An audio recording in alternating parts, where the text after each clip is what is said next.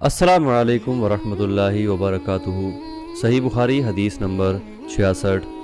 ایک مرتبہ رسول اللہ صلی اللہ تعالیٰ علیہ وآلہ وسلم مسجد میں تشریف فرما تھے اور لوگ آپ صلی اللہ تعالیٰ علیہ وسلم کے آس پاس بیٹھے ہوئے تھے کہ 3 آدمی وہاں آئے۔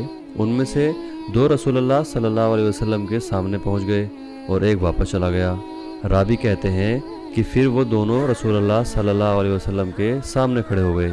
اس کے بعد ان میں سے ایک نے جب مجلس میں ایک جگہ کچھ گنجائش دیکھی تو وہ وہاں بیٹھ گیا، اور دوسرا اہل مجلس کے پیچھے بیٹھ گیا، اور تیسرا جو تھا وہ لوٹ گیا۔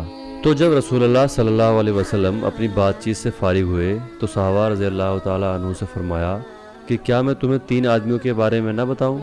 تو سنو، ان میں سے ایک نے اللہ سے پناہ چاہی، اللہ نے اسے پناہ دی، اور دوسرے کو شرم آئی تو اللہ بھی اس سے شرمایا، پھر اسے بھی بخش دیا، اور تیسرے شخص نے منہ موڑا تو اللہ نے بھی اس سے منہ موڑ لیا۔